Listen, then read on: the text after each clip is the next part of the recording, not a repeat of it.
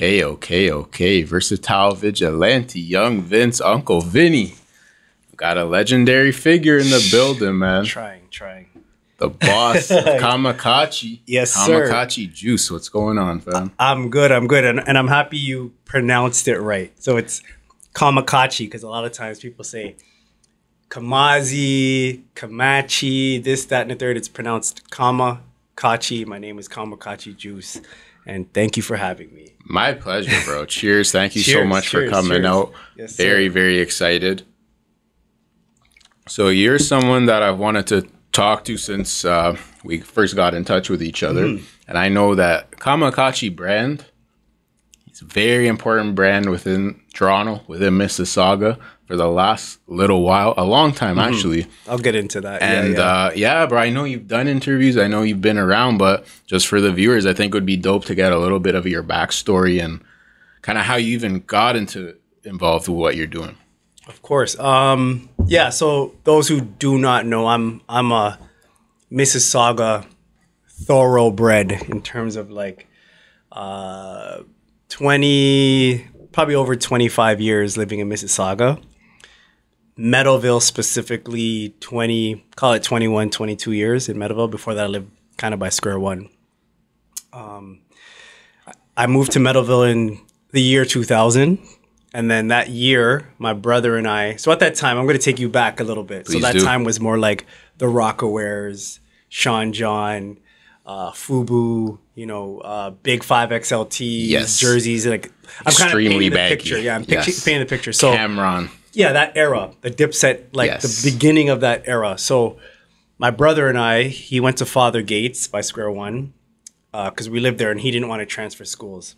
I went to Mount Carmel. We were like sitting back and we're watching all the fashion. We used to go downtown, go shopping, spend all our money on getting the flyest like gear back then. So kind of like the urban streetwear brands, but nothing local. Right. It was all New York City. It was all parts of America, whatever.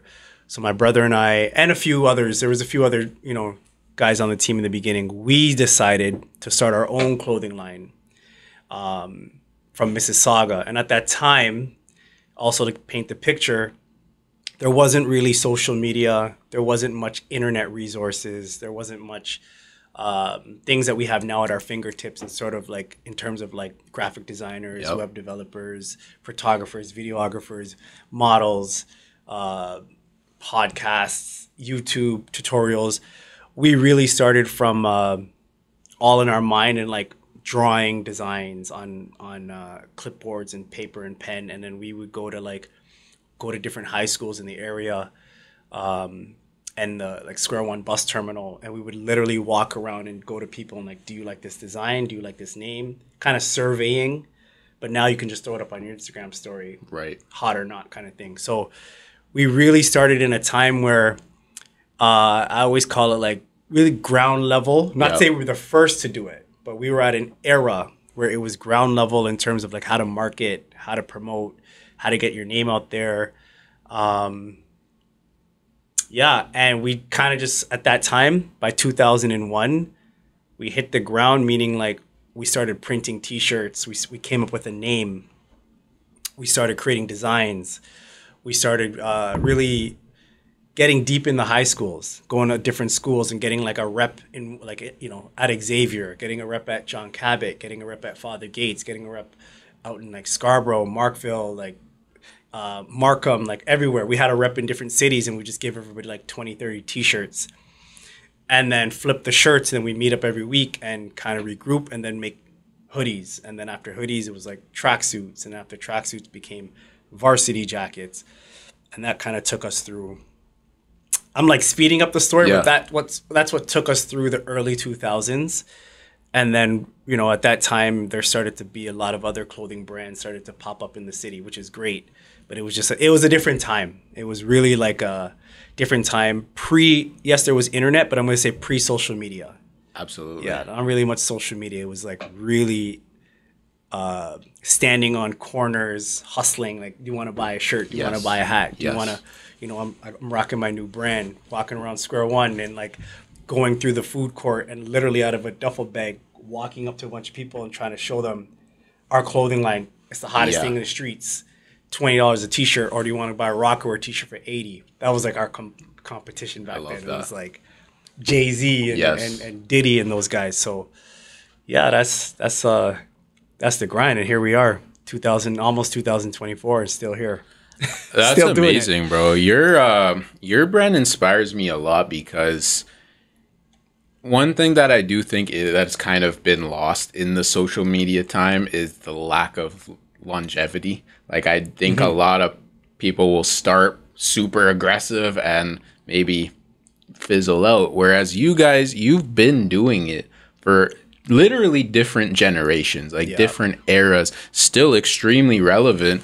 We mentioned before the interview, shout out Frankie, Valentino. Like, you're still tapped Frankie. In with the young, like, people doing their shit. You got your stripes from different eras. Like, yo, commend you for that, man, because that's what I want for my shit. And to see you guys from a similar place, I'm from Mississauga too, like, means a lot to see. And yeah, my thing about like the longevity is a lot of the regardless of what it is, even if it's not clothing, like, people start things and then they don't see the financial success after 6 months or 9 months or a year, and then they just stop, or 2 years they just stop, or 3 years they just stop.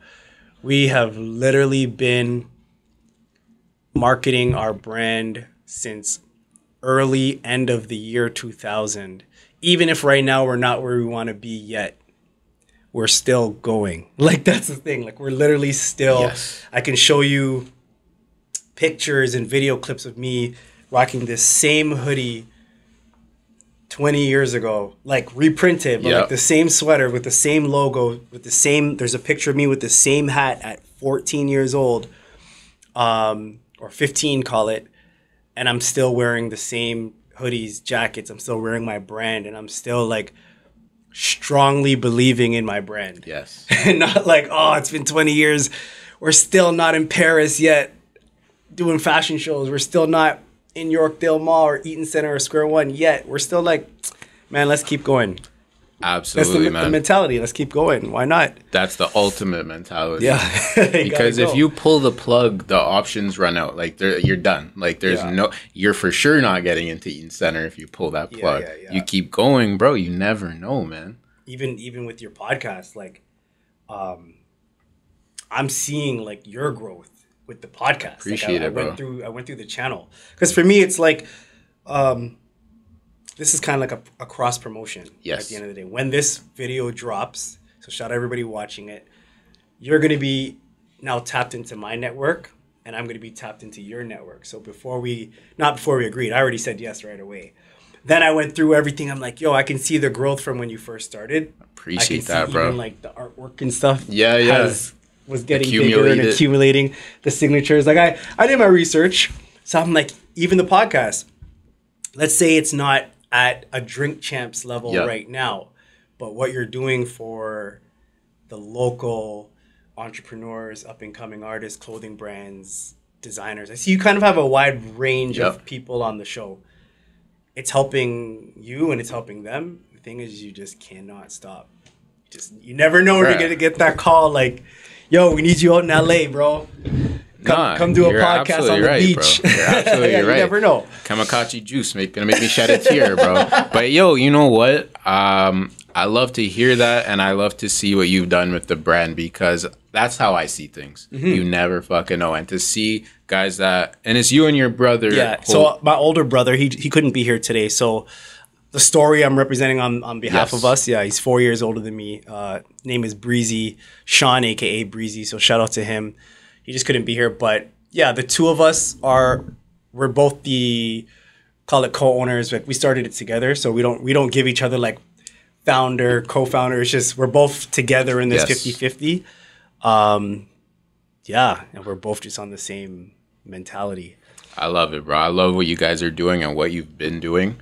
When it comes to the actual brand, were you someone that was like an entrepreneurial guy before developing Kamakacci? Because I don't know, I see that you probably were thinking about different things. So we started, I was in mid grade 9, but at that time, so I like to paint this picture, take you back to that era where like We were like young, fly, flashy kids. Like we wanted to wear Jordans. We wanted to wear like, this is like, remember like BET 106 in Park, like that era, or like Fabulous. All the rappers were rocking jerseys, bandanas, absolutely, airbrush tees, whatever. So we wanted to dress and be like those guys. And then I was like, I don't want to work a 9 to 5. And I had that mentality back then. I was like, I want to hustle, but hustle in a positive way. Right. Hustling something good, like a product or hustle that I can flip, like simple math, buy for one, sell for two. Something I can buy, make a profit off of. Yeah. And I had that mentality at 14, call it. And I still worked because, you know, at 14, I'm not making loads of money, but I still had to work to get by. But my mentality was always, I want to create something. And our mentality was, we want to create something for the people, for the culture, and for ourselves. Like we always said, we're for the culture. We were talking, we are for the culture back in the early 2000s. Now it's a very popular term for the culture, for the people, this, that, and the third. We have like video archives of us speaking that Kamakacci's for the culture. We're the people's choice. Like we were literally talking like that 2004, 2003, 2005 on camera, like video footage camera. We were literally like, we're not just a regular clothing brand. We are for the people. And we were really big on putting Toronto on the map. Yep. Not just, we're from Mississauga, but at that time there wasn't many Toronto clothing brands. And that's the truth. Like there was a few, but there wasn't like hundreds and thousands like right now today. There's 100 probably plus Toronto clothing brands currently if you were to search on Instagram. Yes. It's a much There's different nothing wrong market. with it. Yeah, I love it. I love what I see. But at the time when we were doing this, there was like 3 or 4 at that time.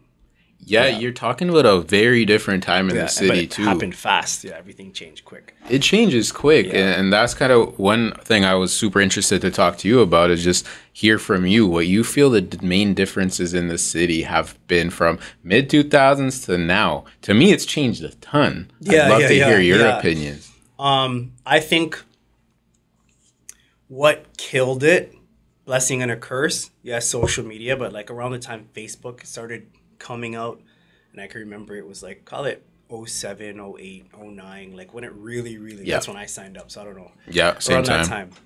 That time. It really watered down a few things, like being out in the streets, hustling, like whatever it was. Back in those days, rappers used to sell CDs, let's say. Absolutely. On the corner, standing with a duffel bag at the bus terminal or the train station, selling hey, $5 CDs. I'm a rapper, $5 CDs, blah, blah, blah, blah, blah. You have a next guy selling, I don't know, whatever it is. Call it hats, another kind of brand, like Airbrush or something different. We were there selling T-shirts. When Facebook came out, we were able to just create a Facebook group, call it Kamakacci, add all our friends, post a T-shirt, and hope that people will maybe be interested in it. We realized it was not killing, but it was slowing down the actual brand because now people are that was before phone scrolling. Yeah. It was like you're on your computer. Yeah. So still before iPhones, like that time I didn't have it yet in 07, 08. Came out much later, but desktop but it started the scrolling process where like you're like, I seen the new purple hat, maybe I like it, maybe I don't. Next.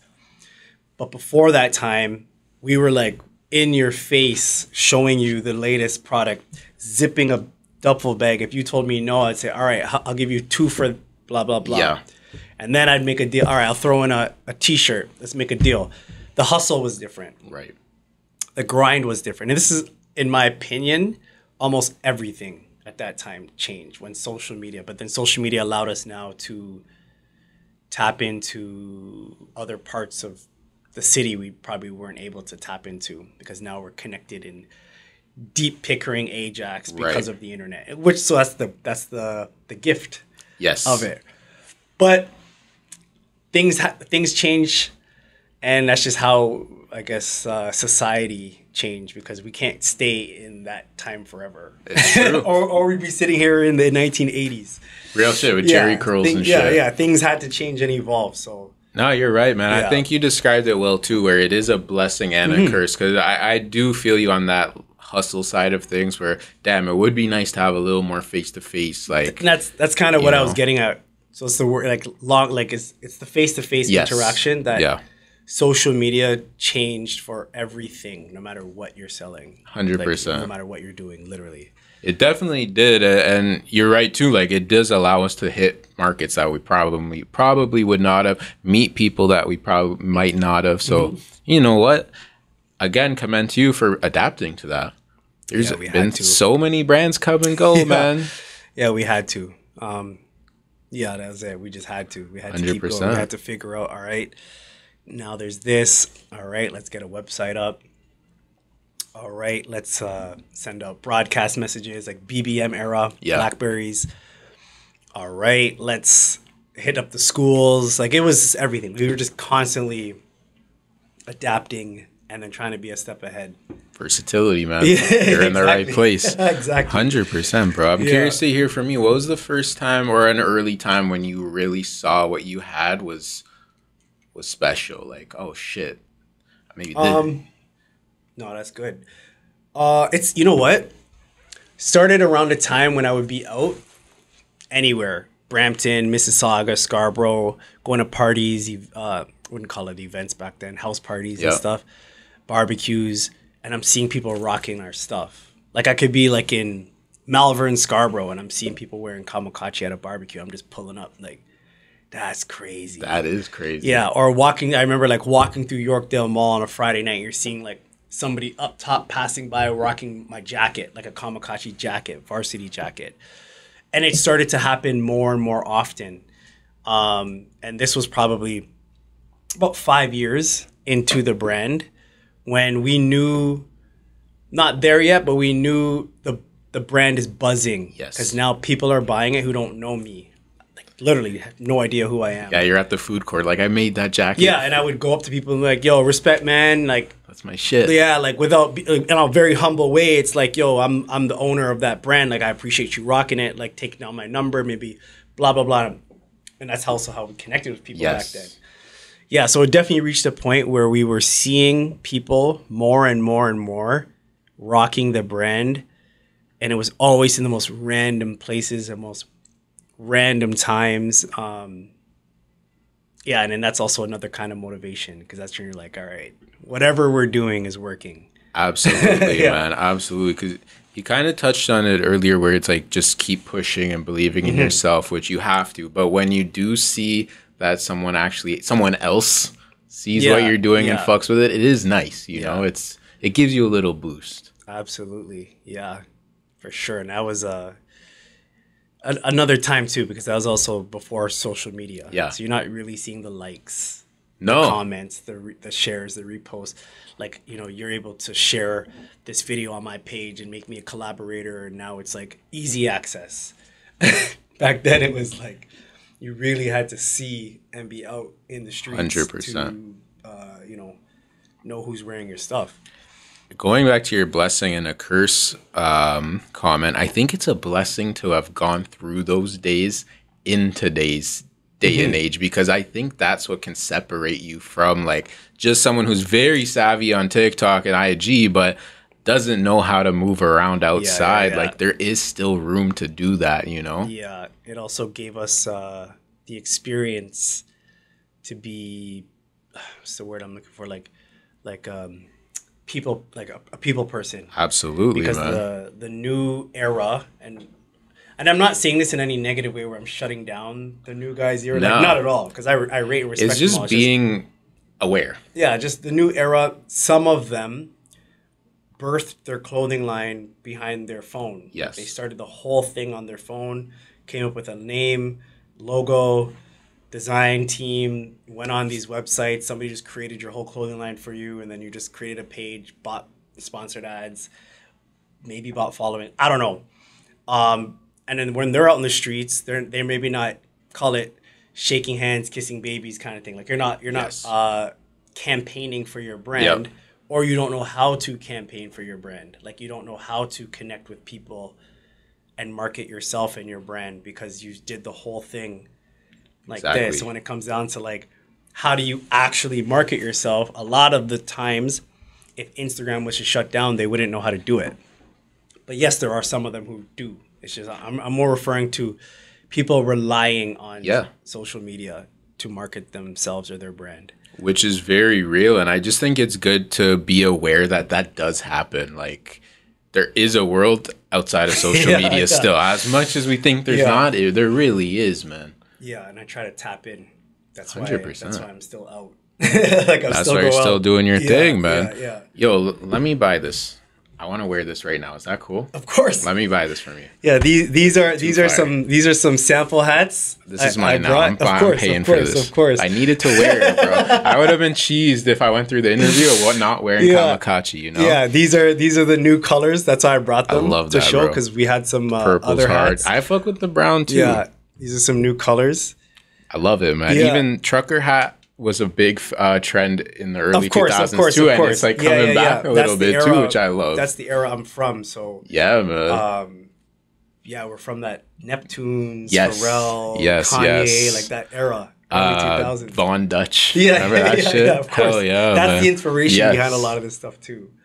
I love it, man. I was born in 95, so I wasn't grown in the 2000s by any means, but I remember it vividly. You were, call it 10 in 2005. At that age, you're aware. Probably watching music videos, probably watching the movies. You're probably wearing baggy clothes. The baggy clothes, bro, is like tattooed in my brain, bro. Like, I'll never forget those days. Yeah. So to see, and you guys being heavy in that scene too, love that, man. Yeah, that's dope. That's dope. One thing I wanted to ask you about that I'm very, very impressed with too, bro, your YouTube has shit from almost 20 years ago. Like, literally when YouTube started, you have videos on there. Yeah, I didn't know if you were going to search that or not. Absolutely did, man. If you type in my name on YouTube, there's a few pages that pop up, only because at that time we weren't doing it to be monetized. So we weren't doing it thinking we were going to get paid for it. That wasn't a thing. Yeah, in 2005, I opened a YouTube channel.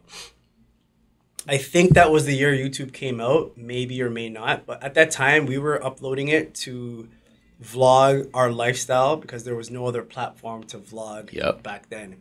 So I bought a digital camera and I used to walk around to different neighborhoods, hoods, call it whatever, go to rappers and tell them, throw on my t-shirt, shoot a freestyle. I'm going to upload it on my YouTube channel. You promote it on your MySpace page. And do you remember like T.Wire? Yeah. And like those kind of pages? Yeah, T.Wire, MySpace, mainly pre-Facebook.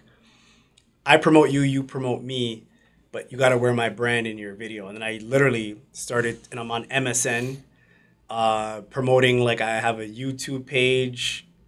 It's kind of hard to explain it because I still was not thinking I can make money off this at that time. It was just for the love of promoting my brand and promoting other people. Absolutely. So there is a channel, if you go back 05, if you, I don't know how far you went back, but you can see freestyle videos of me, and I'm recording all the videos. And these are all at that time up and coming rappers from Toronto. Right. Before the blog pages on Instagram. Way before, bro. Yeah, before then. And I was really focused on calling these people, finding them, saying, yo, meet me at whatever terminal or bus stop. I'm going to bring you a t-shirt, but I need to shoot a video of you for my YouTube page. Right. And I went around all summer for probably 3 summers, 2005 to 08 maybe, constant with the YouTube footage. And then I just stopped because I reached a point where I was like, I don't know, kind of like it just wasn't fun anymore for me. And I just moved on to something else. And I started throwing parties and stuff because then I was 20 and I was able to do parties. And I shifted my marketing and I started marketing myself into the nightlife. And then that's how I became a club promoter. Very dope. Around that same time.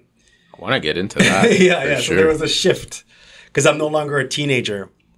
Now I can party and buy alcohol and drink. So now it was like a shift. The young juice became the club promoter juice. Even that's interesting that you went from the YouTube shit to club promoting. Like you could have just been, and I'm sure you were partying and all that. Yeah. You could have just been partying.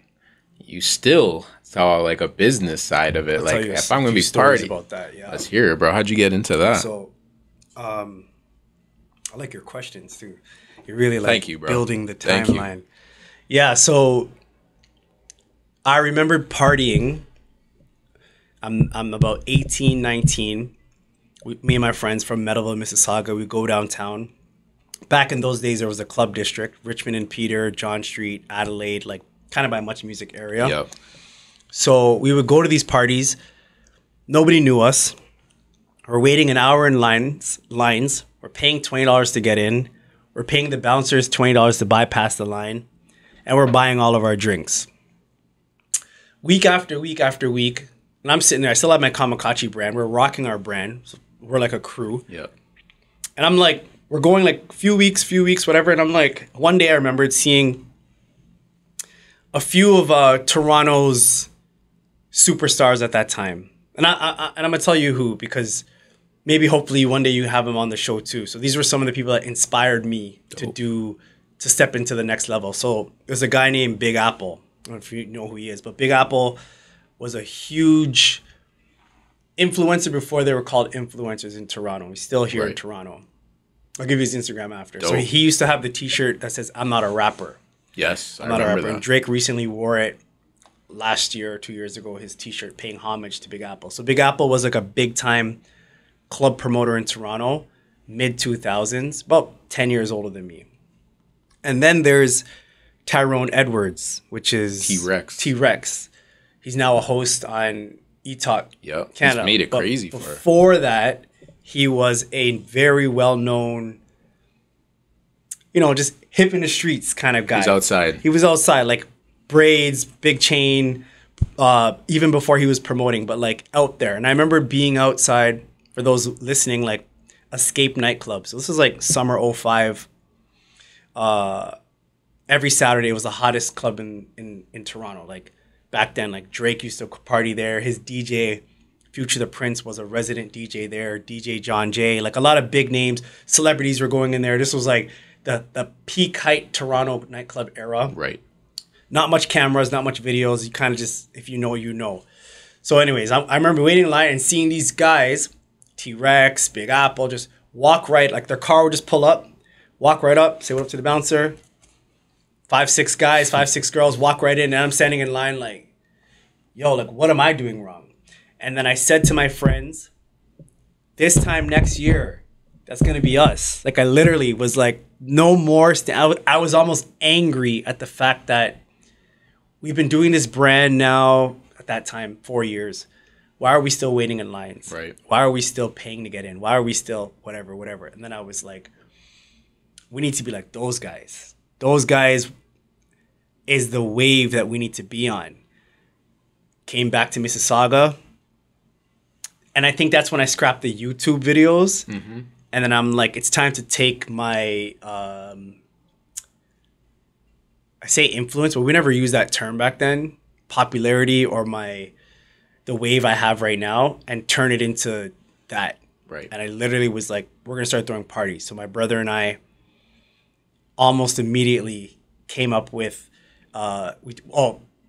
we came up with a side company called Talk of Toronto. And that was in summer 2005. Talk of Toronto was an umbrella company under Kamakacci for nightlife. Okay. And the purpose of this brand was to promote ourselves, but we didn't want to promote Kamakacci as nightlife. We wanted to promote Talk of Toronto under the umbrella of Kamakacci as a nightlife business. And we registered it, trademarked it. We created Talk of Toronto, kind of like how you have this. Like, So we created Talk of Toronto cards. And we started going around the city and just handing them out. And the card just said Talk of Toronto coming soon. And we literally handed out thousands and thousands and thousands. So by the time we dropped the party, people knew Talk of Toronto because they seen it's like we did like some guerrilla marketing in the streets. Like we were putting up posters and everything. And then it would be like Kamakacci presents Talk of Toronto. Like we tied in the brands, but it was not a Kamakacci. Kamakacci was clothing. Talk of Toronto was the nightlife, and that's how we started doing it. It was kind of like you were sponsoring yourself. Yeah, ourselves, and we took that blueprint from Jay-Z, Rockefeller Records, and Rockaware Clothing. Yeah, we took that same blueprint where we were like, let's just start a second company. Pretty much from there, I became Kamakacci Juice, the club promoter. And then it was on and running from that point. Yeah, that was the on and running. Like hit the ground, just tapped in every club, every night. Very dope. Every collaboration you can think of, every concert after party, every talent show, every fashion show, every high school shows, university shows, after parties. Like we were like in the streets. We were going everywhere, collaborating with everybody. And then we just kept running with that for probably 10 years. Yeah, and then 2015, same thing. Just got tired. I love that, man. Yeah, that's a great story of growing. Like just my favorite part was seeing the guys, T-Rex and them, and you're like, yo, you could have just gotten bitter.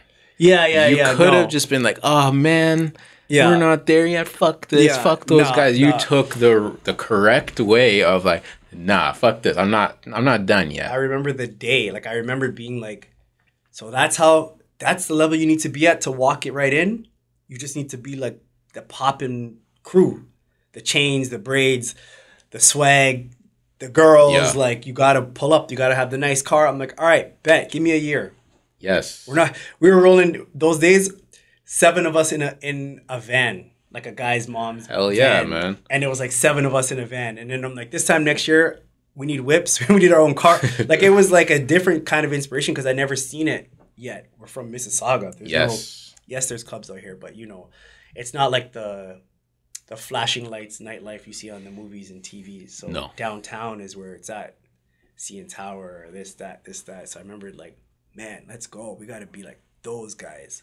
Love that, bro. A year later, we were shoulder to shoulder with those guys. Yeah. You had for sure progressed. Yeah, there's pictures of us together, and I'm in the clubs with them now. Got the chains on. We got the bottle. Like, everything that we said, and we're 20 years old, so I'm saying things that people are probably like, it's not all about that, but we're 20.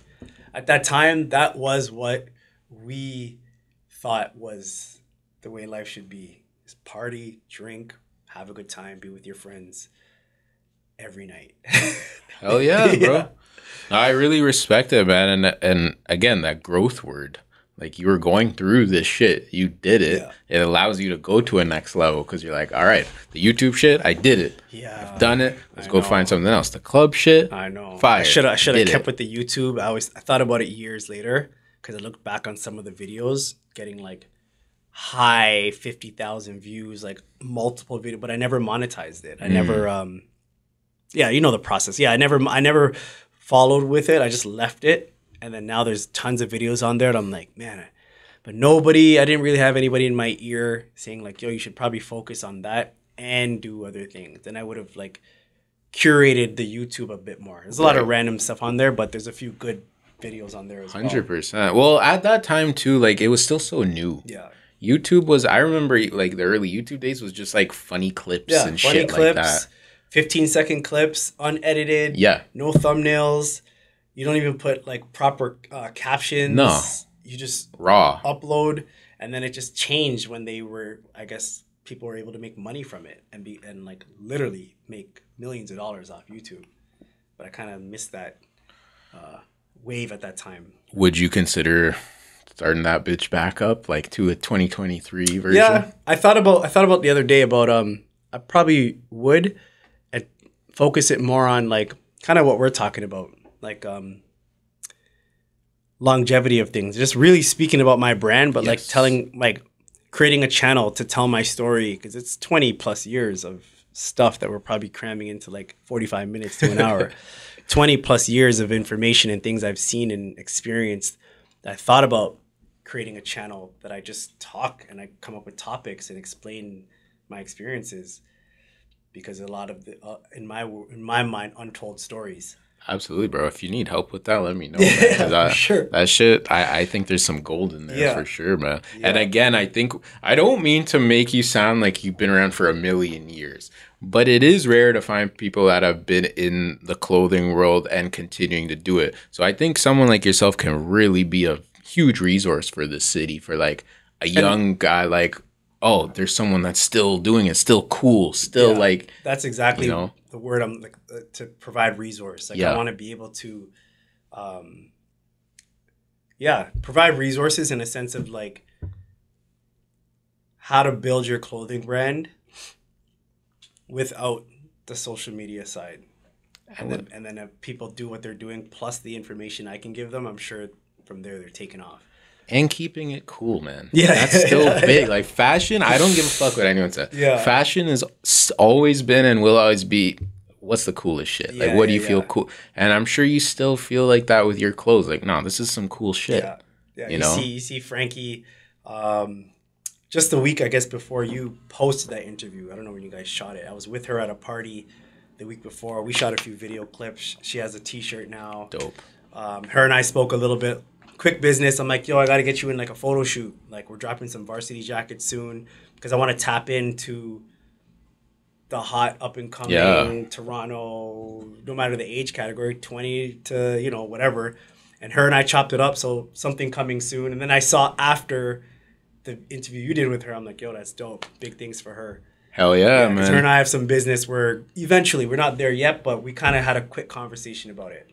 Shout out to Frankie, man. Yeah. And, you know, people like herself and other people in the city, too, like, it excites me because I think now we got someone like yourself, huge resource. We got other people that are just kind of starting but have a great spirit. We got other people do like, I think we're in a pretty good, interesting place right now, man. I agree. And you were someone that really helped pave the way for that. So... thank you. Fuck, bro. I want to give you some flowers today. I don't, you know. I appreciate it's important. It's important, bro. In the city of Toronto, there's so much. You mentioned that culture word already. There's so much culture that should be talked about. There's just not as many outlets. Like this is a great platform to be like I'm honored that like when you reached out to me I was like, oh man, really? Because I'm like, yo, this guy wants to interview me, bro, let's do it. Just stay the date. That's why I didn't even want to prolong it too long. Like I didn't want to, because you messaged me like a week ago or like 4 or 5 days ago and I was like, yo,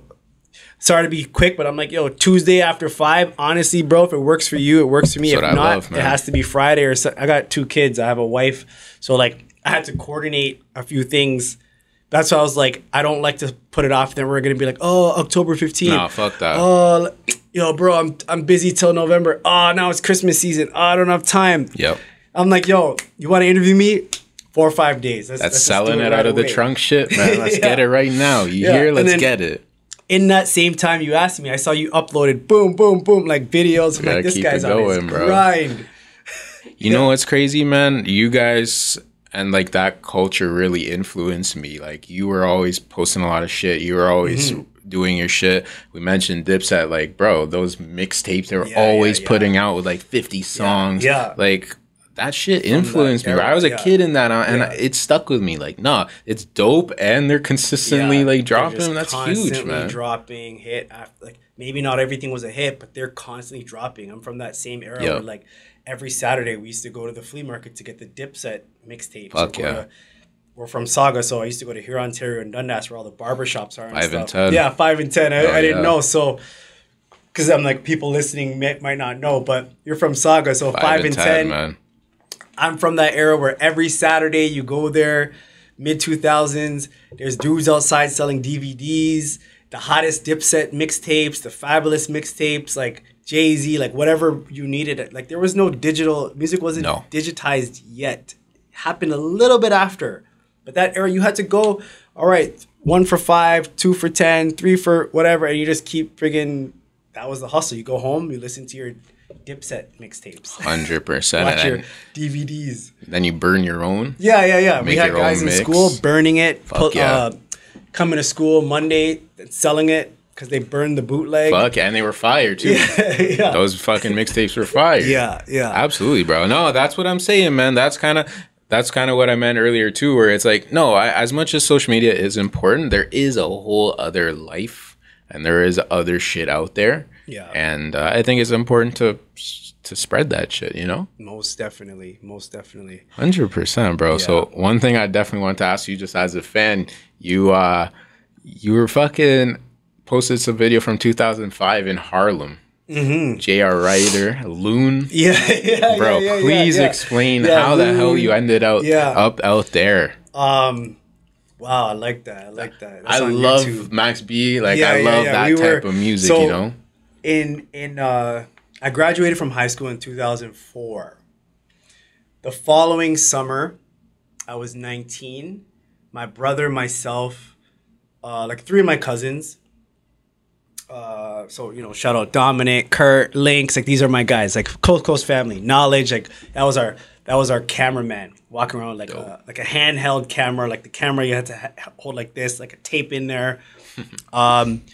We were like, yo, we got to market Kamakacci more now. It's time to get out of Toronto. No social media, no nothing. We hopped in a van. I don't remember how, maybe a rental or something. We put all the Kamakacci in like almost like not garbage bags, but these big white like rice bags or whatever they're called. T-shirts, hats, hoodies, jackets, everything. We just packed it up, drove to Brooklyn, New York. My uncle lives out there, and there was like 5 of us sleeping on his living room floor with no idea what we're doing. Like, and the story's not pretty, but like no idea what we're doing. We just knew it's time to take Kamakacci outside of Toronto. We drove to New York. We were in Brooklyn. We spent maybe 4 nights, call it. We go to New York, and we woke up the next morning. We just hit the streets. Yep. We drove to Marcy Projects, where Jay-Z's from. We got out the car. We started going to the buildings where Jay-Z, MOP, you know, I'm a big artist, like those artists were from. And we started communicating and speaking to random people and saying, yo, we got the hottest thing in the streets. Kamakacci from Toronto. We hustling real hard out here. $20, whatever. They were buying it, supporting it. Like people, there's video footage, which I'll send you after and stuff. Yeah, you can see. There's footage of us literally in front of these like what you call the projects, but like we're like shaking hands with people. We're taking pictures, video clips, people shouting us out, networking, marketing, and we're heavy in New York. Then we basically every month we started going back to New York. We started connecting with, at that time, DJ Envy, which is Breakfast Club host. Yeah, there's footage of us with him in 2005 in his hood in Queens. Wow. With his at that time he was with another crew called the Block Gang. You might have a few OGs who are gonna watch this and be like, yo, these guys were with the Block Gang, like Block Gang, News, Coke, Wally. So these are some of the Queens guys. But they were big time artists back then, like on Smack DVDs. Yep. Like these guys were in the hoods. They were repping and wearing Kamakacci. Then we were going back and forth, started connecting with different managers, which is how we got to the Diplomats. So I'm kind of building that story. Then we met and got connected to a girl named Karen Civil. So you could probably YouTube her, Google she's her. Huge. Karen Civil for people who know. So she at the time was, I believe, in management role or had some kind of connection to the Diplomats. Yeah. And she connected us to J.R. Ryder's manager. This is the backstory to that video. Then we got connected to J.R. Ryder's manager and his whole production team. And he was in a studio in Harlem. And she's like, he's going to be at this studio at this address at like studio time from like, call it 2 to 5 a.m. Something really crazy. Yeah.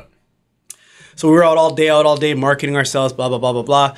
We literally drove to the studio. We get in.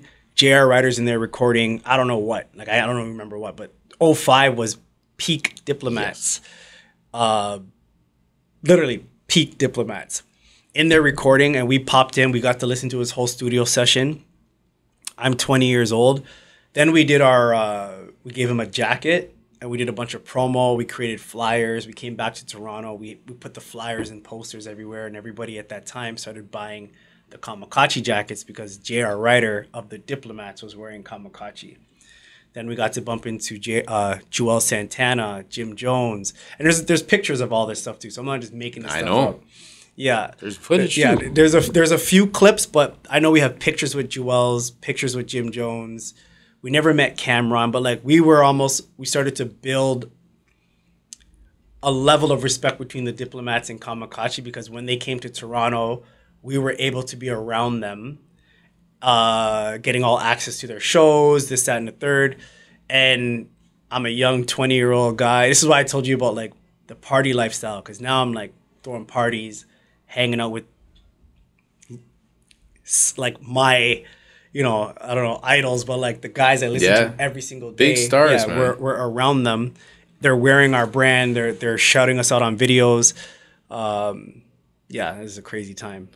That is nuts, bro. Yeah, and then that just kept going because through Big Apple, which once you find out who he is, these guys used to also come to Toronto and tap in with Big Apple. Like he had a clothing store on Yonge Street. So every time big artists like Loon and at that, like we met like Lupe Fiasco. This was like a different time. A lot of rappers, every time they came to Toronto to meet up with Big Apple, he had a little spot. He would call us and say, come to the store, let's do a photo shoot, bring some tees, bring some hats, bring some hoodies.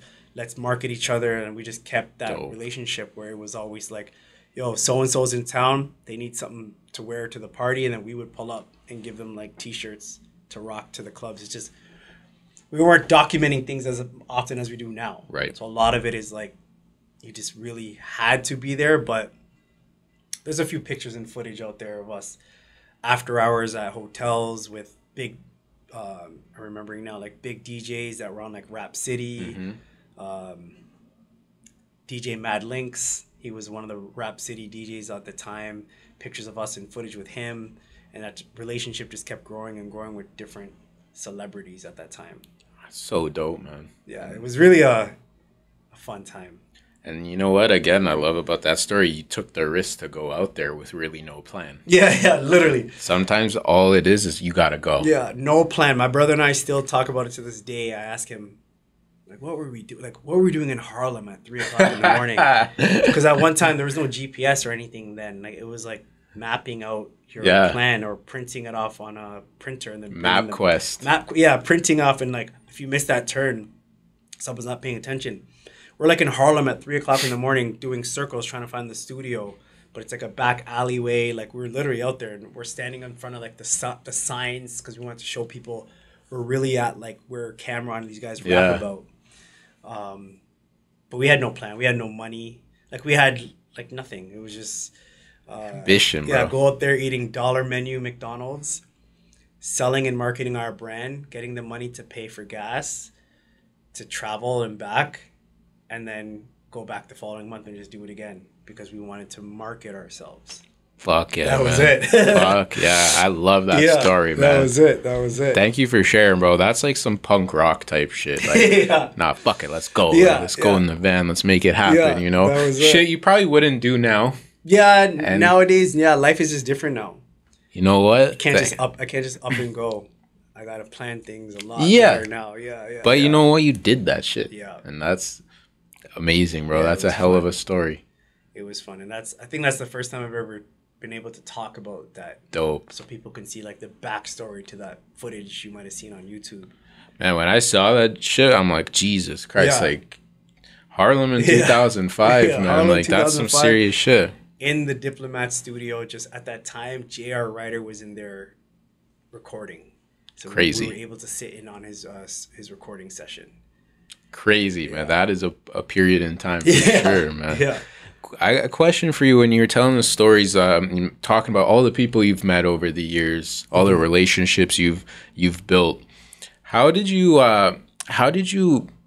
like continue these relationships, sustain these relationships? Because I'm in that place right now. I meet a ton of people, and I go out in here, I meet so many cool people, but it is a challenge to like, fuck, how do you keep like all these relationships? I was wondering what you think about that.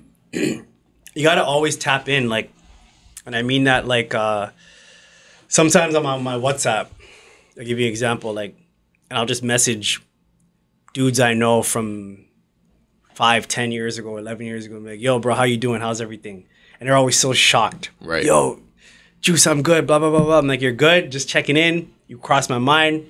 And I say that in like a positive way. Like, you cross my mind, like, it's all love. Mm-hmm. Like, these are dudes I used to mess with back in the day, or we did parties together, events together, or they're a part of my path, my journey.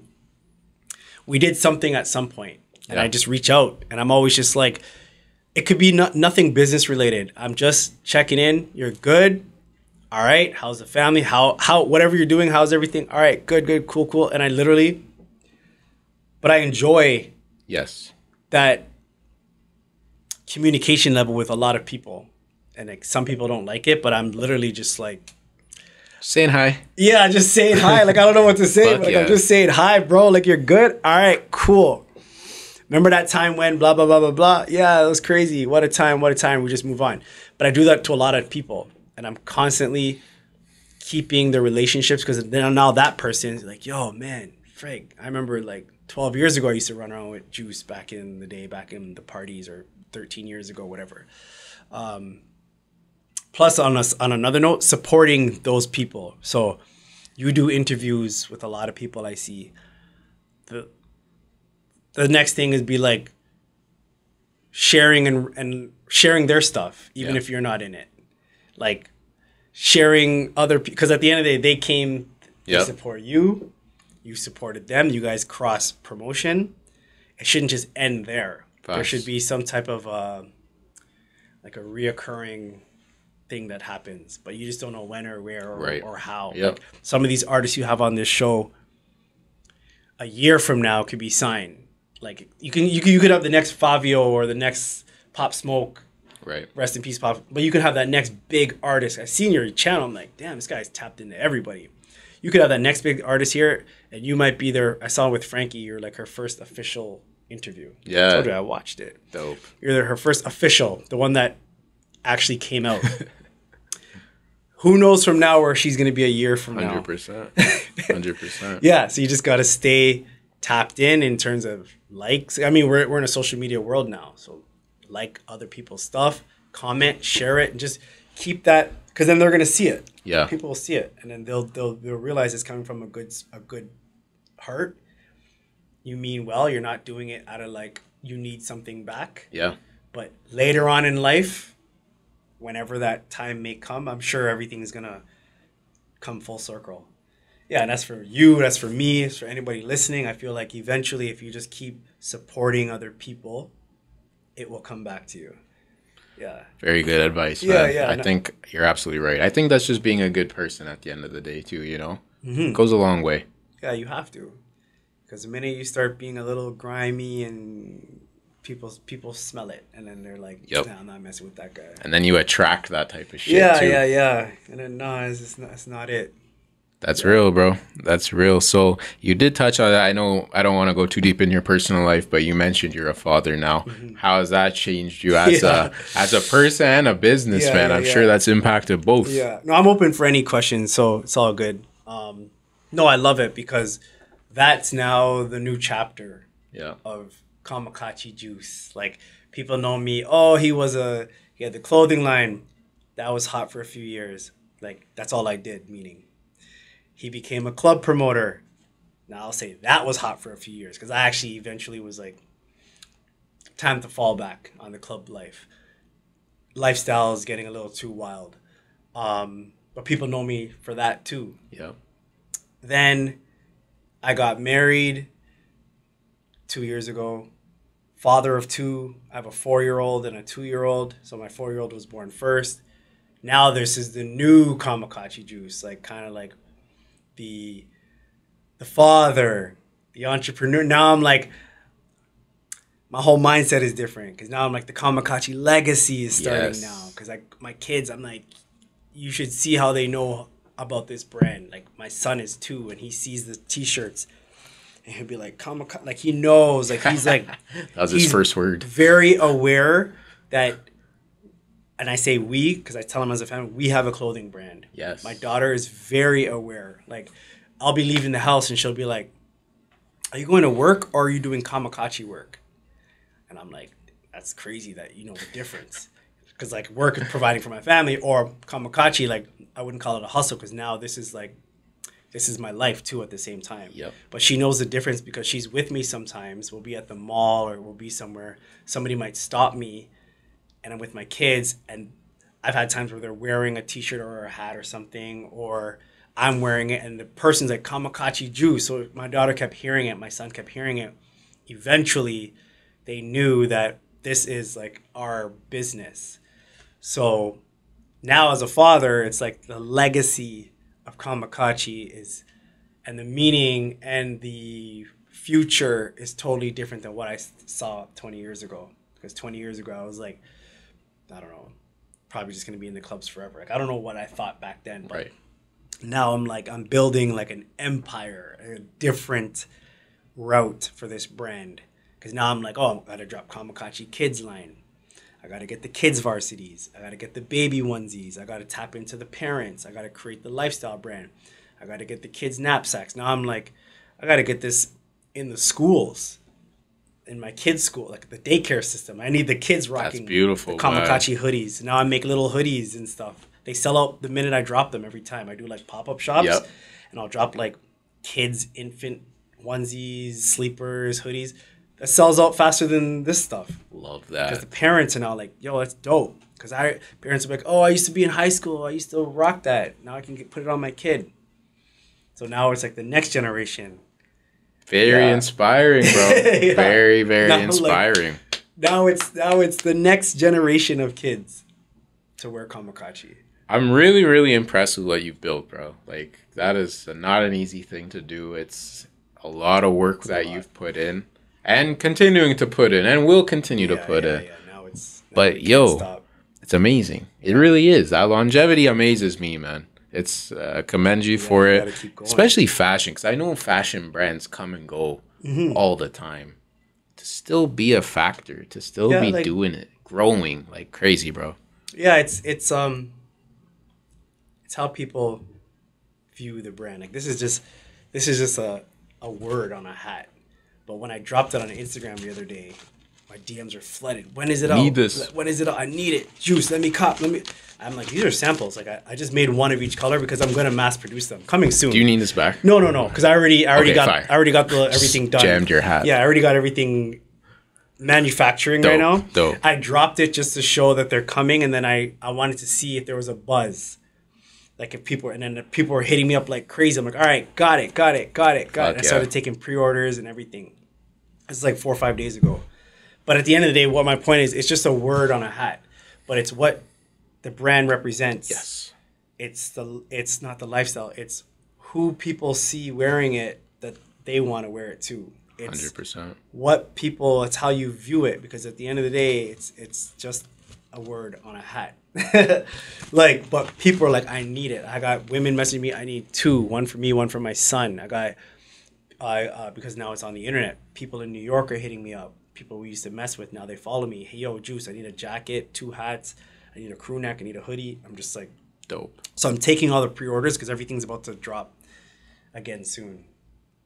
Now that we're heading into like Get some fucking winter. Kamakacci, man. Yeah. Right now we're cooking. We're cooking right now. Get ready. Yeah, Get yeah, ready, yeah. man. Yeah. Get ready. I love it, man. I absolutely love it. You mentioned you do pop-ups and shit like that. Is that something you do pretty frequently? I know you just had one in August, I think. Yeah. We try to do it every 3 months, whether we collaborate with somebody, another brand, another business, or we join like a local Toronto vendor pop-up, Yep. or we do our own, or we rent out a space. Because if you do a pop-up shop, that's how you're able to be face like in front of your brand rather than everything on Instagram. Yes. So we purposely do, or with purpose, we do these pop-up shops just to meet and greet without calling it a meet and greet. Like I want to meet people who support the brand, and I would love for them to meet me and we do like, I'll give you an example. When we do our own pop-ups, we provide alcohol, snacks, food, music, hire a DJ, have a photographer, videographer, an event space, but we're selling our clothes. And we'll be open. We'll do like a Saturday, Sunday, or a Sunday only, but like all day, like noon to like 9 p.m. And we're feeding you, we're giving you drinks, non-alcoholic, whatever you want. But like at the end of the day, we have clothing racks behind us, kind of like an art gallery style. Exactly. Yeah, clothing racks, everything. And then we're selling our clothes. We have 1 or 2 cashiers. So my brother and I can walk around, mingle with everybody, and then the clothes are just selling. And at the end of the day, we meet all these new people. We meet a bunch of people that were following us. We didn't get to meet them. They haven't met us. And then they're now supporters of Kamakacci. Dope. Which is why We sold out all of our hats. So these are the new hats. And yeah, just a lot of new stuff coming. So Love it, man. I can't wait for the next one. yeah, hell yeah. It's gonna be more. It's gonna be more. Amazing, bro. I meant to ask you this at the beginning of the interview. I guess we could ask it at the end. Kamakacci, the meaning. Yeah. So, Kamakacci means recapturing the essence of life. That meaning, my brother created it. Okay. So he created the word, the meaning, recapturing the essence of life, and in that meaning, in anything that you do, whatever it is that you do, it's kind of like think positive, be positive, hustle hard, which became our slogan. So I didn't bring the hustle hard hats, but then we eventually had the hustle hard hats, hustle hard t-shirts.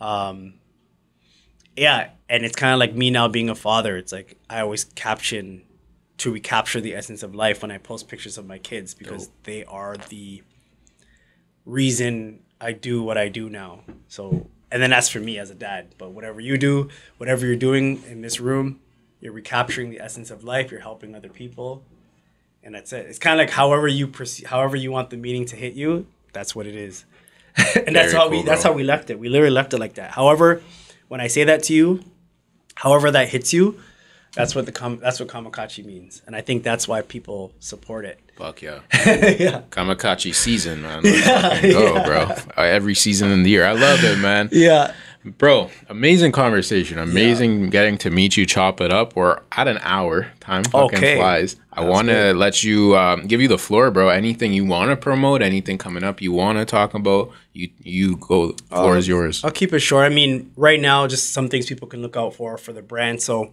our website, kamakacci.com, our Instagram page, Kamakacci. Right now, behind the scenes, we're working on relaunching our varsity jacket line. We had a big launch back in 05 to call it 2009, where we really pushed jackets only, and then after that we stopped. I think we lost our manufacturer. Something happened, and then we started making T-shirts and stuff again. So we put a pause on jackets for almost 10 years. We're bringing that back this winter, this fall winter. Last year we did like a little mini pre-release, like 2 months. But this winter we're working on like getting some photo shoots, video shoots done, Sick. some studio time. We're gonna get it up on the site, have all the mock-ups up there, run all the ads. Like we're gonna tap into like street hustle. We're gonna infiltrate the social media world. That's really it. Look out for the jackets. Is that one of them? Yeah, so this is what I brought was a vest, but it's the same design. Hard. So this was our logo back in early 2003, this year. It was a king and then Kamakacci nice and clean with the crown over the eye. And then on the front here, so this is our vest. Everything's handmade, genuine leather, real wool. Hard as hell, bro. Premium quality. Nice. No hang tags tagged. No no funny business. This is like real crazy. We make it from scratch. We have our manufacturers. We have a pretty big team behind the scenes that helps us manufacture and get everything done. And we just put our final touches on it here in Toronto. This is super hard, but I love this. Yeah, so this is the vest, but we got the full varsity jackets coming this fall, winter, and then I think from that point, the goal is to just get this. We got to get it in stores. Got to get a billboard going. I always wanted a billboard somewhere. Kamakacci billboard. Got to open up our own boutique. That's another goal. Hopefully we shoot this again next year and I could be sitting here. In the store. Yeah, in the store. So I'm going to put that out in the universe. Hell yeah, man. I got to catch you this same time next year. We're going to catch up and see where everything's going. But yeah, that's the goal is get a store, get a billboard. And yeah, just get Kamakacci on a level where it's like worldwide. Because the goal was always out of Toronto, then we slowed down, but we need it back. Like we need it in the Caribbean, we need it in Europe, we need it in Paris, we need it in LA, we need it in Atlanta. Like we need like different spots, different runners. And obviously looking to expand the team too. So if there's anybody out there like graphic designers or looking to be a part of the movement, like the movement's moving, it's growing. And yeah, let's go. That's it. I love it, man. I'm very, very excited to see the future. For you too. appreciate that, fam. This is just the beginning. There's gonna be some work that we're doing together. I know that for sure. But fuck, man. I think after this comes out, for sure. 100%, bro. Yeah. It's just the beginning, man. Yeah, of course. Kamakacci Juice, Yes, I appreciate you, man. Uncle Vinny, Kamakacci season, man. Vigilante season. Like, comment, subscribe. Shout out to Frankie V. Shout out everybody, man. Let's go. Love Saga it. City. Saga City, man. Let's fucking go.